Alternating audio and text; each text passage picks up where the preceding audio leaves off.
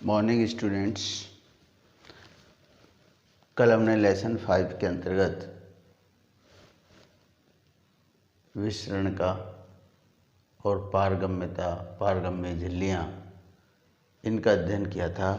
आज हम एक इम्पोर्टेंट टॉपिक है जो 2 बार बोर्ड एग्जाम के अंदर पूछा गया है, जीव द्रव्य कुंचन और जीव द्रव्य विकुंचन क्या है। तो देखिए बेटा, प्लाज्मोलाइसिस और डीप्लाज्मोलाइसिस क्या है, इसके बारे में अध्ययन करेंगे।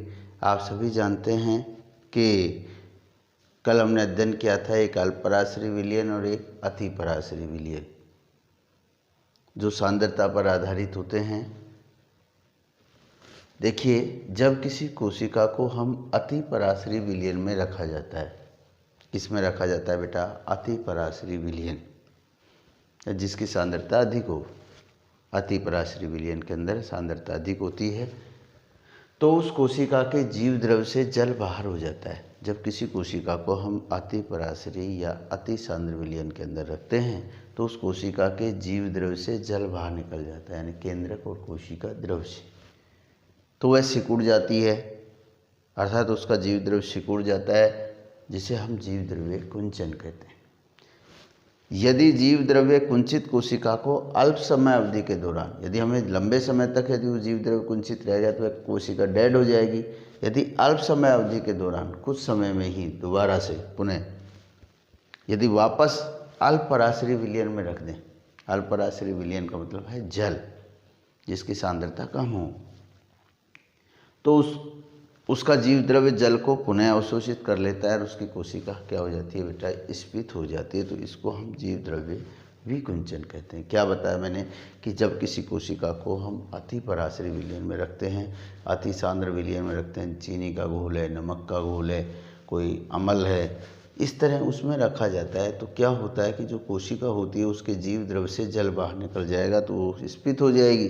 जल ही बाहर निकल गया तो उस अवस्था को जीव द्रव्य कुंचन कहते हैं। और यदि इस कुंचित कोशिका को अल्प समय अवधि में, कुछ समय में ही यदि हम जल के अंदर रख दें, जल कैसा है बेटा? अल्प पराश्रयी विलयन है, तो वापस से जल उसका जीव द्रव्य वापस से जल को अवशोषित कर लेता है और वो कोशिका फूल जाती है। इसको हम जीव द्रव्य विकुंचन कहते हैं। अब देखो बेटा, जीव द्रव्य विकुंचन और विकुंचन को यदि हम एक प्रयोग के द्वारा समझाएं तो आप कैसे समझाएंगे? हम जीव द्रव्य कुंचन और विकुंचन को प्रयोग द्वारा समझाइए, आया हुआ क्वेश्चन है। तो इसके लिए हम क्या करते हैं? प्याज है या रोहिया डिस्कलर पादप की पर्ण लेते हैं। तो देखो, इसके अपने बुक के अंदर दिया गया रोहिया डिस्कलर पादप की पर्ण, जिसकी निचली सतह जो होती है वो गुलाबी या कलर्ड होती है, और उस पर्ण को लेकर उसकी अधिचम जो होती है यदि हम पर्ण को लेकर उसके निचला जो सतह है उसकी अधिचम को लेते हैं और क्या करते हैं बेटा? उसको एक तो किस में डालते हैं बेटा? चीनी के घोल में, और दूसरे को किस में डालते हैं बेटा? दूसरे को जल के अंदर रखते हैं, या तो ऐसे कर सकते हैं। तो हम क्या देखते हैं कि जो चीनी के घोल में रखी हुई पर्ण है वो स्फीत अवस्था में आ जाती है, संकुचित अवस्था में आ जाती है यदि सूक्ष्मदर्शी से देखते हैं तो, और जल में रखी जो पर्ण है अधिचम, वो जो कि त्यों बनी रहती है। शॉर्ट में समझे तो कैसे तरीका है कि हम एक पादप पर्ण लेते हैं, उसको आधे भाग को उसको 2 हिस्सों में तोड़ते हैं, काटते हैं। आधे भाग को हम चीनी वाले घोल के अंदर डाल देते हैं, आधे भाग को हम किस में डाल देते हैं? जल के घोल के अंदर।